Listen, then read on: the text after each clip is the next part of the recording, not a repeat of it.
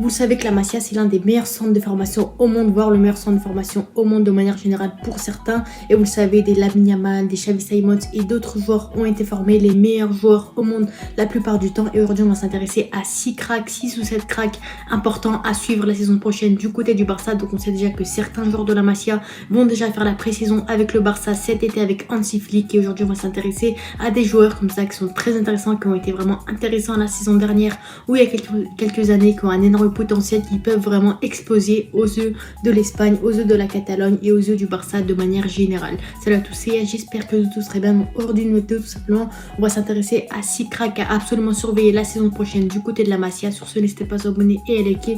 Et sans plus tarder, je vous dis comme d'habitude, bonne vidéo à tous. Donc on va commencer déjà avec Tony Fernandez. Donc c'est un buteur de seulement 15 ans qui a déjà un énorme potentiel, qui va déjà faire la pré-saison du côté du Barça cet été, sous côté de Hansi Flick. Donc clairement, Tony Fernandez, c'est vraiment un joueur qu'on connaît pas tous forcément, qu'on n'a pas tous déjà entendu parler, mais pourtant qui a un énorme potentiel.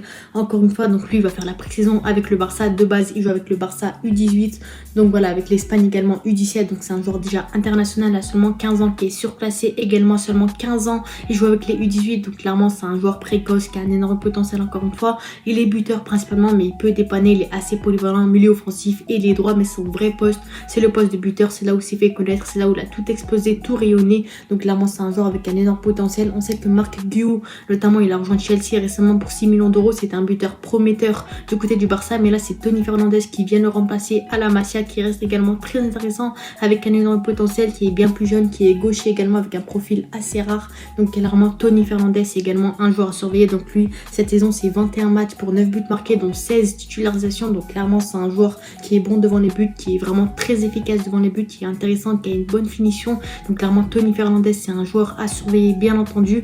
On parle maintenant de son cousin tout simplement. Donc voilà, Guy Fernandez c'est un autre joueur très intéressant, c'est son cousin. Donc on voit clairement de famille, il y a clairement des jeunes cracks qui naissent. Peut-être que l'un d'entre eux va percer d'ici quelques mois, d'ici quelques années potentiellement. Donc lui c'est un milieu de terrain de 16 ans, donc il a un an plus que lui, donc il est également très intéressant. Il est milieu central principalement, mais voilà, c'est un milieu offensif, il peut dépanner. C'est un joueur qui aime se projeter, c'est un joueur plutôt offensif qui peut dépanner en tant que numéro 10 également. C'est un joueur très intéressant qui joue également avec son cousin aux côtés de l'Espagne U18 pardon.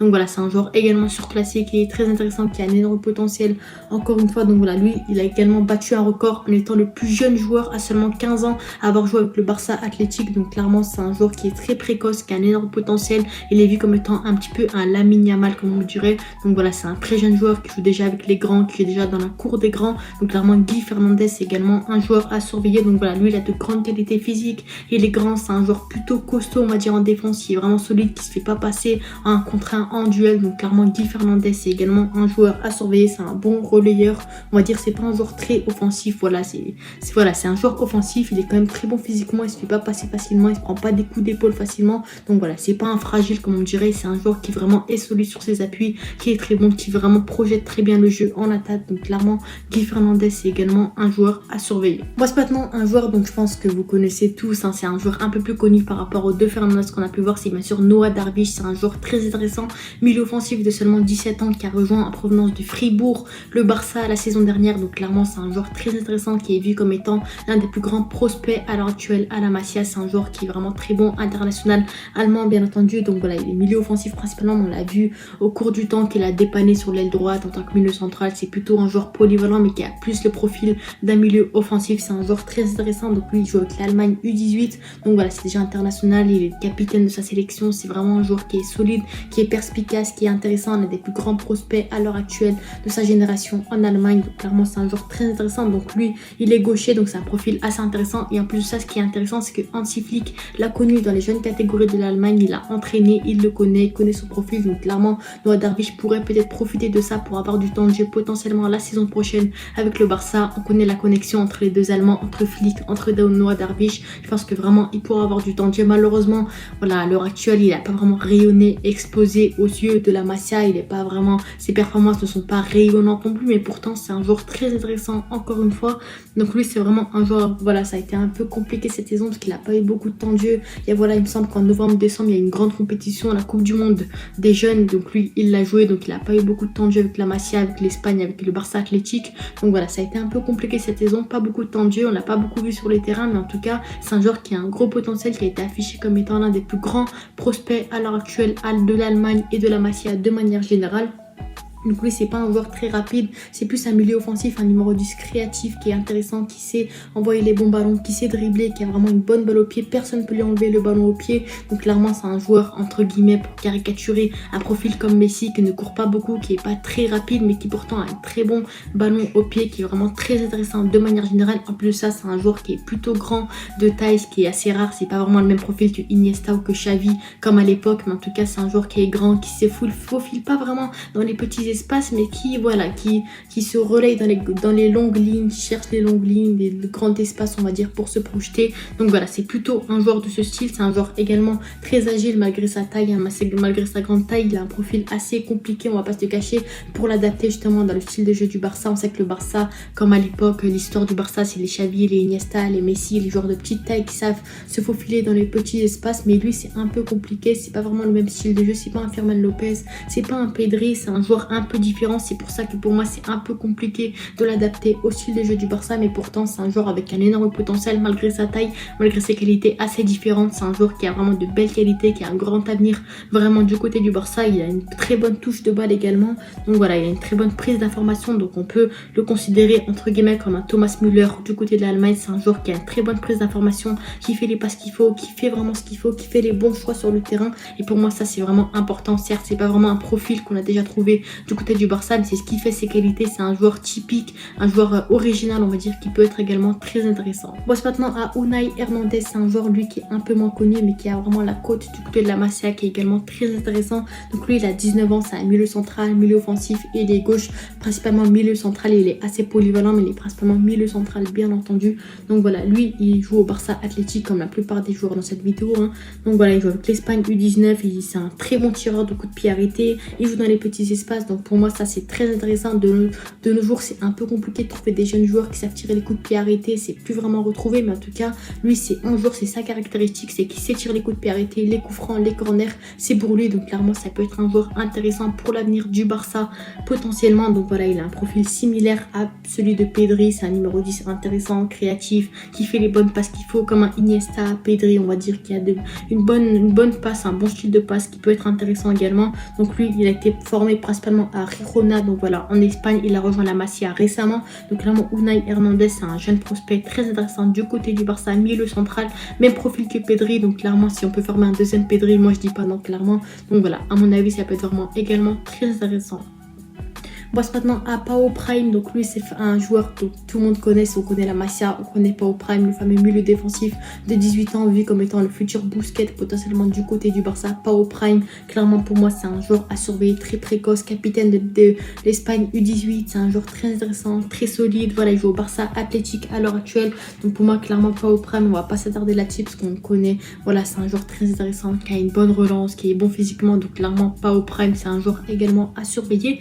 On passe maintenant à Marc Bernal. Donc voilà, Marc Bernal, je pense que pas tout le monde le connaît, et pourtant c'est l'un des plus grands prospects à l'heure actuelle du Barça. Donc il a 17 ans, il joue milieu défensif principalement. C'est un joueur très intéressant. Lui il va faire la pré-saison normalement avec Hansi Flick du côté du Barça. Donc ça montre encore une fois les qualités de fou qu'il pourrait avoir, le potentiel de fou qu'il pourrait avoir du côté du Barça également. Donc lui il ressemble un petit peu à un Frenkie de Jong qu'on pourrait retrouver du côté du Barça. Donc il a une bonne qualité offensive, c'est un milieu défensif qui sait se projeter, qui sait attaquer. Donc clairement ça peut être une chose également intéressante. Donc voilà, à mon avis Marc Bernal il peut être intéressant. Il fait 1m91, donc quand même pour un milieu défensif il est vraiment très grand, donc ça veut dire qu'il est bon en duel aérien. Il est gaucher, donc clairement un profil vraiment atypique, vraiment rare. Donc clairement Marc Bernal ça peut être intéressant, mais peut-être le petit problème c'est le fait qu'il soit assez lent. C'est pas un joueur voilà, qui va courir vite, qui va se projeter pour les contre-attaques, qui va être vraiment excellent, mais pourtant c'est un vrai numéro 6, c'est le fameux numéro 6 voilà, de l'Espagne on va dire. Il est très bon, c'est un Busquets entre guillemets, 1m91, gaucher, qui est bon en contact, qui est bon dans les duels on va dire, physiquement on va dire de manière générale. C'est un joueur qui est très bon de ce côté là. Donc lui il joue avec l'Espagne U17 au Barça Athletic comme dame, comme la plupart des joueurs dans cette vidéo. Donc lui et voilà, il doit peut-être progresser en prise d'information. Il fait pas toujours les meilleurs choix, les meilleures passes aux meilleurs coéquipiers, c'est peut-être le petit bémol par rapport à ce joueur, mais mis à part ça c'est un joueur qui a de très belles compétences. Donc lui il a de bonnes capacités physiques, il sait se projeter, il sait aérer le jeu on va dire, trouver les espaces, voilà, trouver les meilleurs joueurs qu'il faut. Donc clairement, Marc Bernal, pour moi, c'est un joueur à surveiller. Donc voilà, c'est bien se positionner également en tant que numéro 6, en tant que joueur offensif parfois. Donc voilà, Marc Bernal, c'est un joueur à surveiller. Donc il sait lire dans les espaces, il sait se projeter, entre guillemets, prédire le jeu de manière générale. Il sait aller où au bon moment sur le terrain, ce qu'il faut faire, les passes qu'il faut faire, voilà, les tacles qu'il faut faire également. Donc clairement, voilà, également, il peut également donner le ballon rapidement, ce qui est important de nos jours. Il y a pas mal de joueurs qui peuvent presser, etc. Les attaquants qui peuvent presser sur les milieux défensifs, bah lui, il sait donner les ballons rapidement pour pas perdre de ballon. Donc clairement, Marc Bernal, c'est également un joueur à nom à retenir de manière générale.